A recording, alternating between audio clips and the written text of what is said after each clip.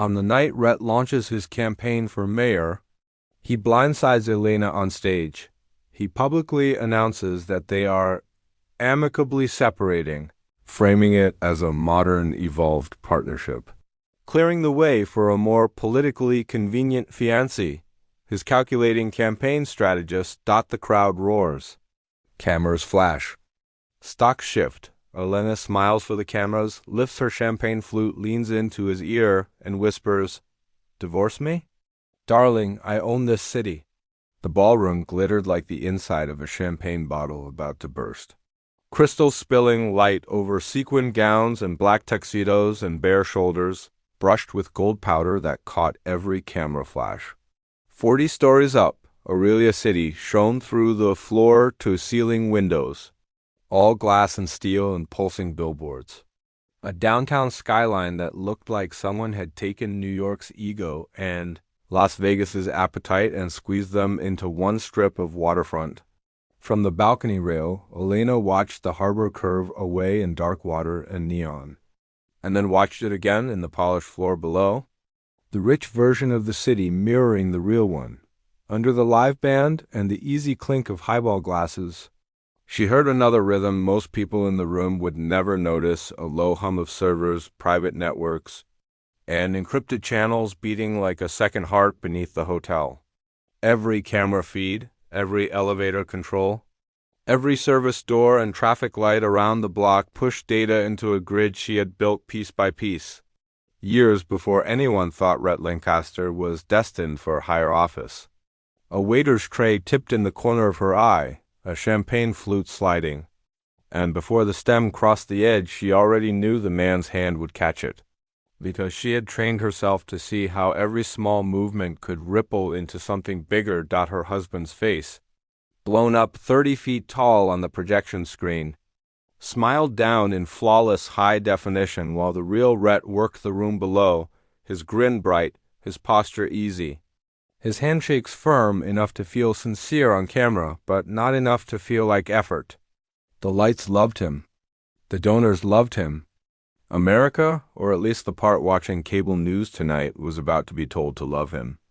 The cufflinks at his wrists flashed gold when he moved, each stamped with the Lancaster crest, a lion with its paw on a tower, as if the city itself were already under his control. Elena's own name drifted up to her in little polished phrases.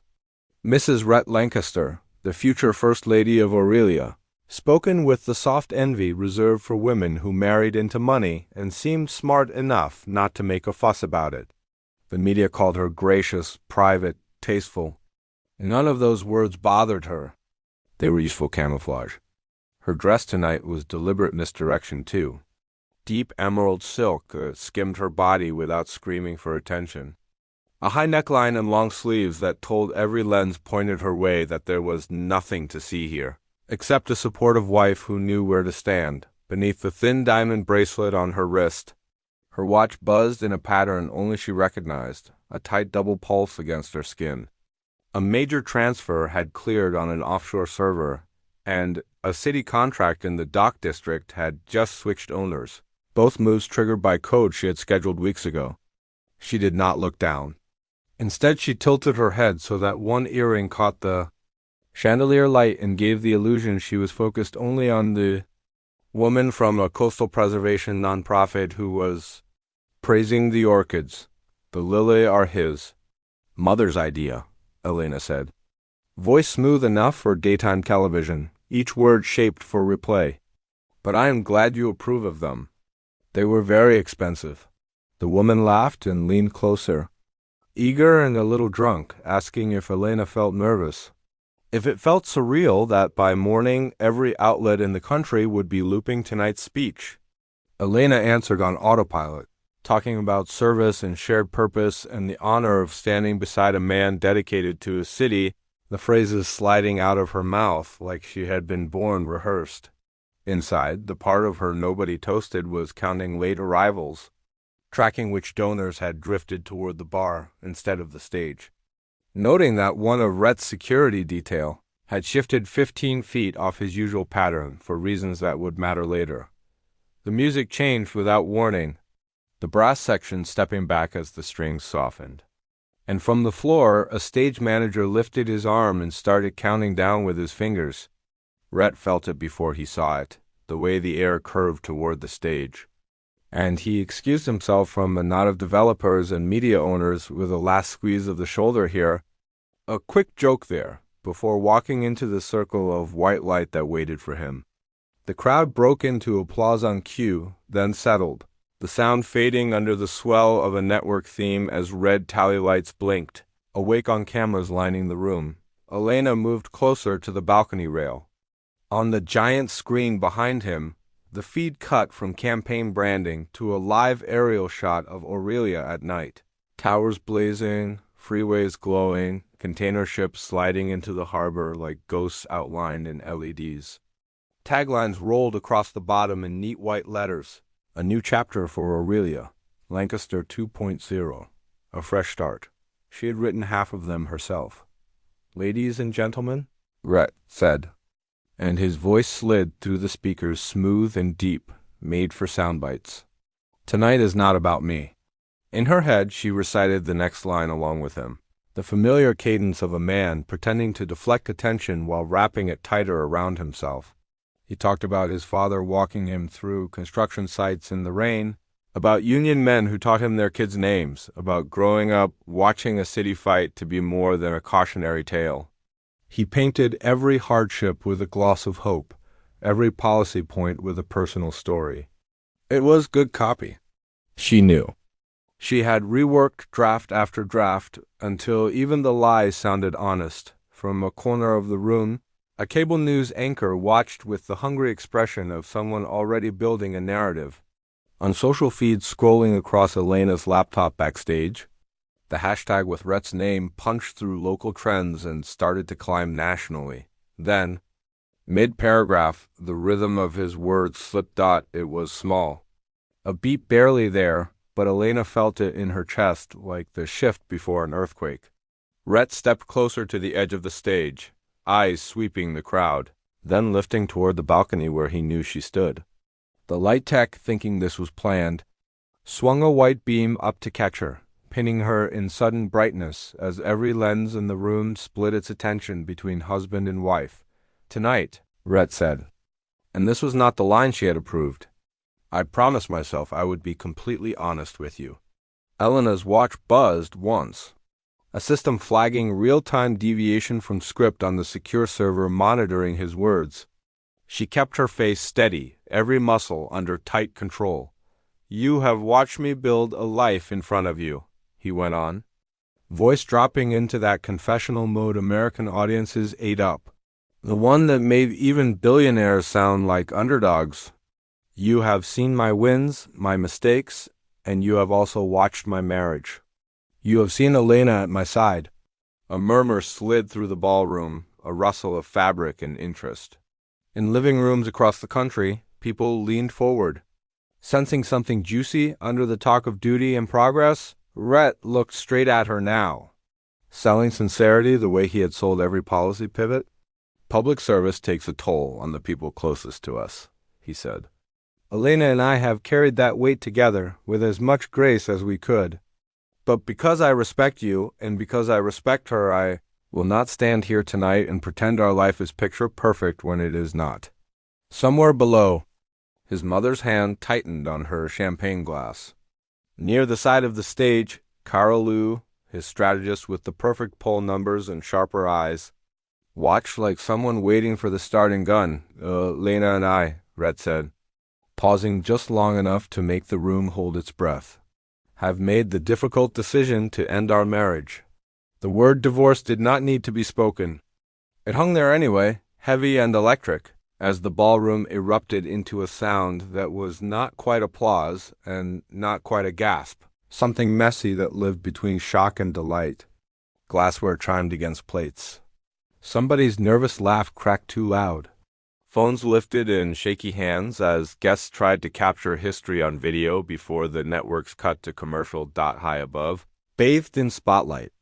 Elena did not flinch. She only loosened her fingers on the balcony rail and, very slowly, began to smile. The silence after his announcement wasn't really silent at all. It was oxygen being sucked out of the room. It was 300 rich people trying to decide all at once whether to look at the man on stage or the woman pinned in the balcony spotlight like a butterfly. Then the noise hit soft gasps. A choked laugh, the scrape of chair legs, the frantic tapping of someone live, tweeting like their job depended on it. Below, reporters who had come for a safe, glossy campaign launch straightened up with the hungry focus of wolves catching the first scent of blood on the split-screen feeds. America saw everything at once. Rhett Lancaster's tragic, brave face and Elena's still, backlit one above him. He lifted his hand toward her, palm open, eyes shining with a sincerity he sold by the pound. "Elena," he said, pitching his voice so the mics picked it up, but the words sounded like they were just for her. "Would you join me?" The lighting tech swung the white beam, cutting a bright path from the marble stairs up to the balcony rail. Every head turned. Every phone followed. There were only 3 options: refuse and look bitter, bolt and look guilty, or walk and play the role the way she always had. So she walked. Elena moved along the balcony like nothing inside her had just shifted 20 degrees off center. Her heels hit each step of the curved staircase with a soft, measured rhythm, the emerald silk of her dress whispering against the polished stone. The spotlight stayed with her, smooth and hungry. People drew back to let her pass, the crowd opening like she was a bride walking an aisle in reverse. Snatches of whispers slid past her shoulders. "I had no idea. Do you think he cheated? God. She's handling this so well." The cameras ate her composure like it was dessert. When she reached the bottom of the stairs, Rhett stepped off the stage to meet her, as if this had all been rehearsed.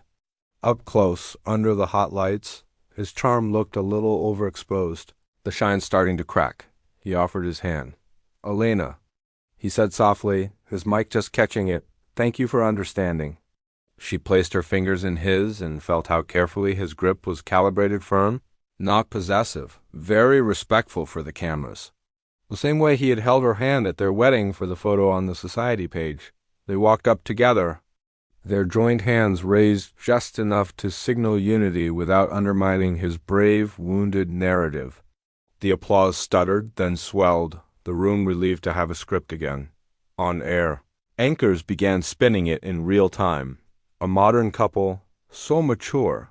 This could actually help him with suburban women. Tyler, at center. Stage, Rhett turned them to face the crowd, his thumb pressing a little against her knuckles. A tiny plea. "Don't ruin this for me."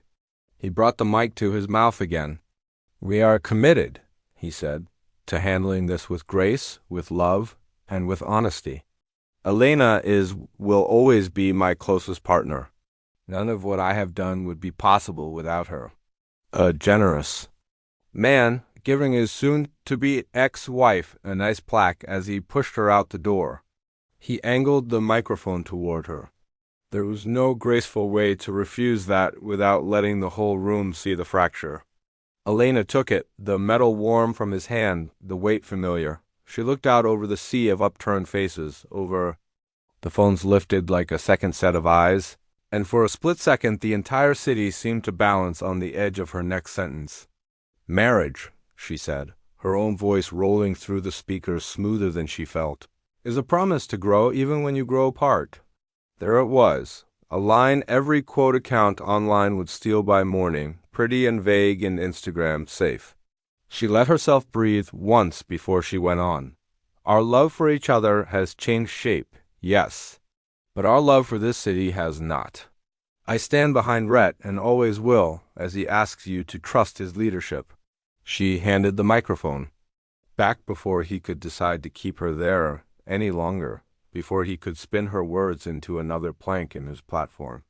The room surged with clapping again, louder this time, because people like stories that tell them everything painful can be turned into good branding. Rhett leaned in and kissed her cheek, right where the cameras could catch the exact angle. Flashbulbs popped like small explosions around them. His breath brushed her skin. "You're incredible," he murmured. "We're going to be okay." She smiled for the crowd. They walked off together, framed by the city glowing on the giant screen behind them, the perfect image, the brave candidate, and the woman gracious enough to applaud her own exit.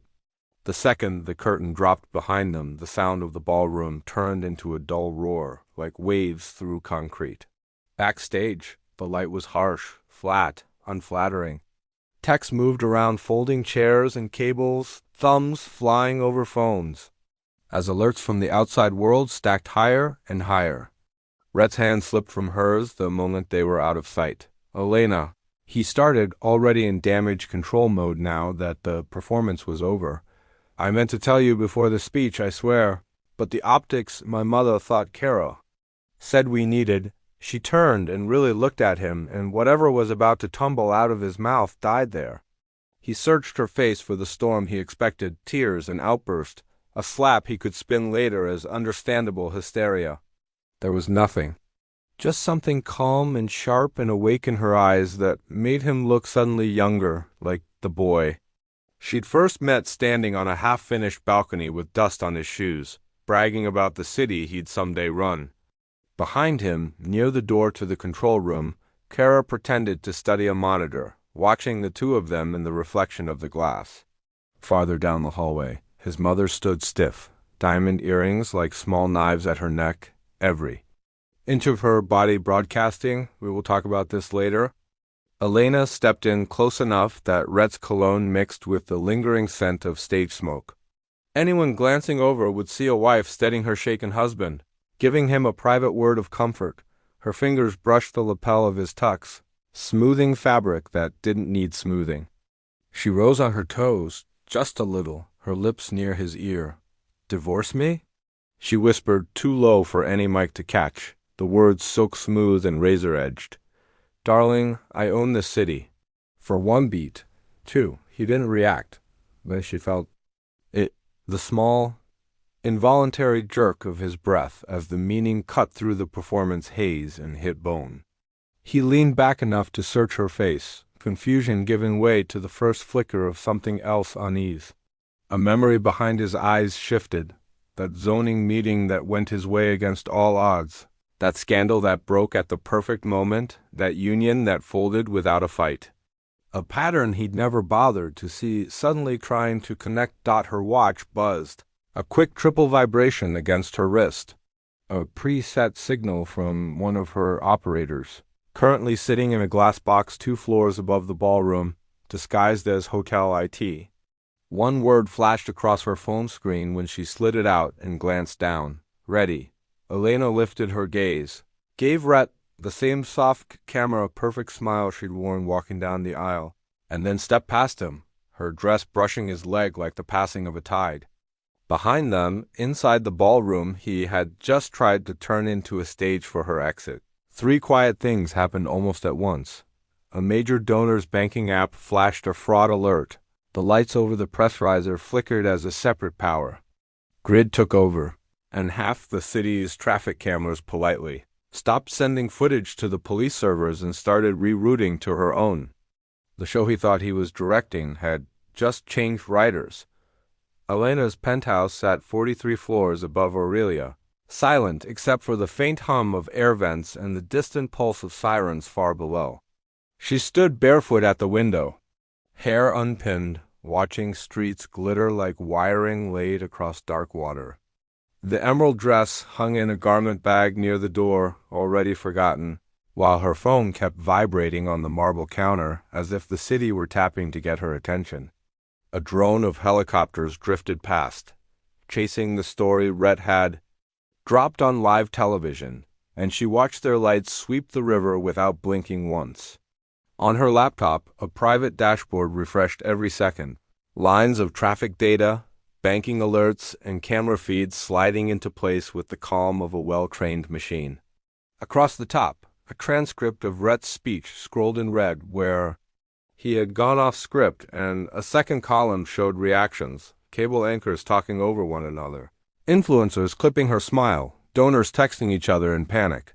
She let it all run because noise was a shield, and under the noise she could move. Her watch pulsed again, 3 tight beats, waiting for her decision.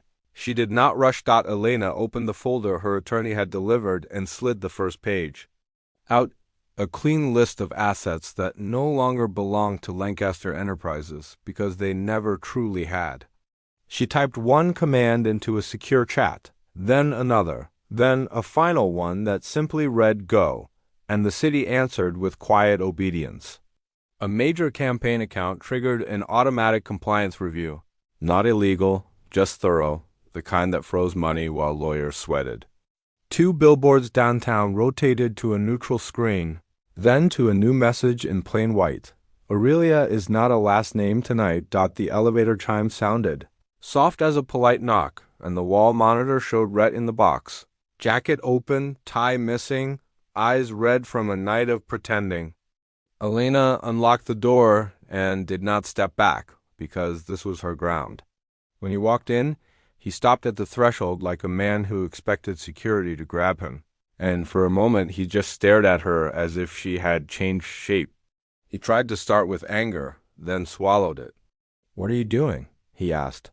"And what did you mean out there?" Right now, she walked to the bar cart, poured water instead of whiskey, and let him watch her choose control over comfort. "I meant that you cannot fire the person who built the building you stand in," she said, keeping her voice calm enough to sound bored. She crossed to the table and placed the asset list between them like evidence on a desk. "You thought my silence was emptiness because your world worships volume, but I have been the grid behind your shine. The contracts behind your rallies, the fixes behind your miracles." Rhett's face tightened, and the room felt smaller. He reached for the papers, then pulled his hand back like touching them would burn. "My mother will bury you," he said, and the threat sounded borrowed.